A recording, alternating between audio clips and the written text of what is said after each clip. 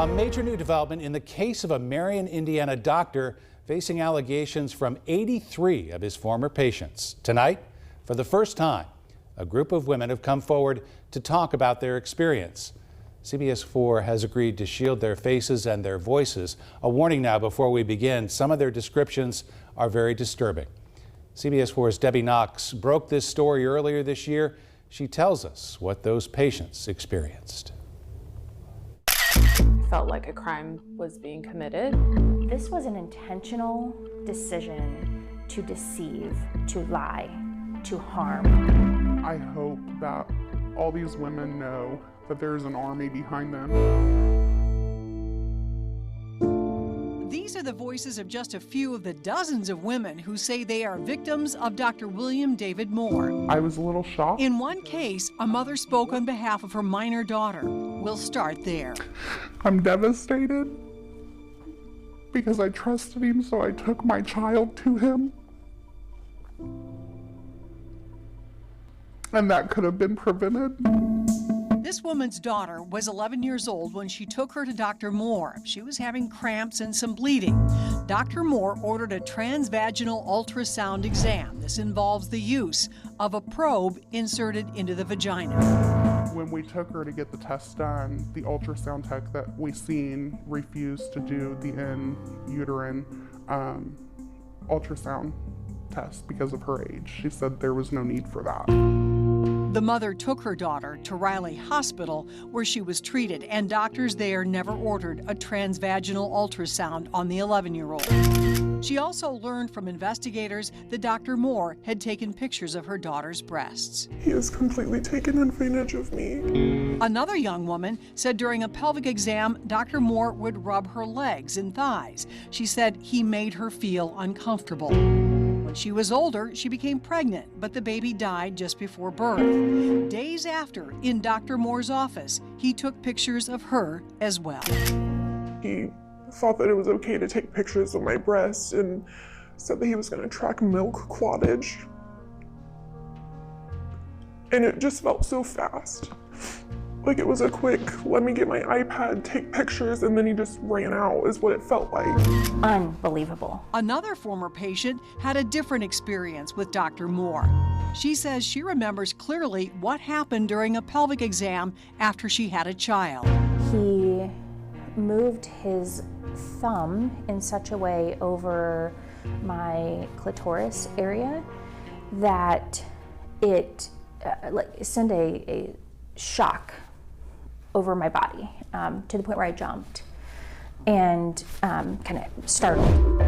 Dr. Moore also examined her breasts. He got up to do the breast examination. At this point I was still nursing, and he touched my breast and my nipple in such a way that he squeezed really hard and expressed milk.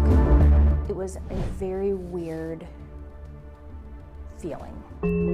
She too learned Dr. Moore had taken pictures of her genitalia, pictures her husband had to identify at a police station. She says she was humiliated. Dr. Moore also diagnosed her with cervical cancer. She underwent a procedure to remove the cancer, but after the procedure, she consulted a second physician to review her medical files. And what they found is that I've never had cervical cancer. Dr. Moore also delivered babies in his practice at Marion General. It is now called Marion Health. I was uncomfortable. A former employee who agreed to be interviewed told us what she remembered. There was one day that talked about how they had to cover Dr. Moore's laps during vaginal deliveries because he would get erections. And, obviously we were shocked by that. This employee says she did report Dr. Moore's behavior to hospital administrators. She said it was common knowledge for years among staff Dr. Moore had behaved and performed inappropriately. She's unsure anything came of her complaint because Dr. Moore continued to see patients. I felt from the late 90s on that there were red flags. I felt like at this point I kind of knew in my gut what was happening and that it wasn't a good situation. I felt like it was likely that There were people being victimized without their knowledge. So who finally went to authorities outside the medical system? He sexually assaulted me. It was this one woman who had an appointment with Dr. Moore in April of 2022. She's a healthcare professional. He proceeded with the exam and he touched me inappropriately. I'm not sure if I feel comfortable going into that. And I continued to lay there, and I could hear the click of a shutter like on an iPhone or an iPad.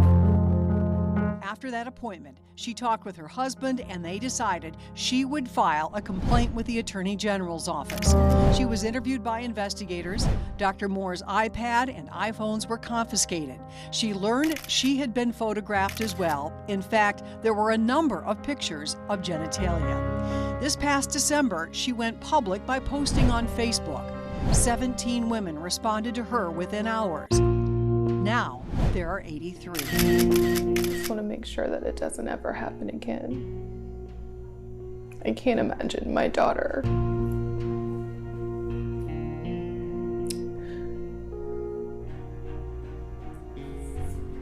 Thank you. Debbie Knox, CBS 4 News. Dr. Moore did not respond to our request for comment. The State Medical Licensing Board has suspended Dr. Moore's license. Right now, attorneys say they're amending a lawsuit to include more victims.